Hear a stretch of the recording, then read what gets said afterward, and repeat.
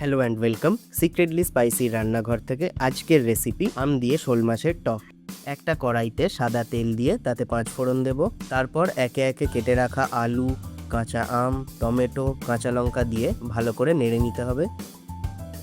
এবার স্বাদ মতো নুন দিয়ে আবার ভালো করে মিক্স করে লো ফ্লেমে ঢাকা দিয়ে কুক করতে হবে। অন্যদিকে শোল মাছগুলোকে নুন হলুদ মাখিয়ে ভেজে নিতে হবে। কিছুক্ষণ পর কড়াইয়ে ঢাকনা খুলে আলু সিদ্ধ হয়ে আসলে অল্প করে হলুদ দিয়ে ভালো করে নাড়িয়ে নিতে হবে। তারপর জল দিয়ে ভালো করে ফুটতে দিতে হবে। জল ভালো করে ফুটে গেলে ভেজে রাখা মাছগুলো দিয়ে আবার ফুটিয়ে নেব।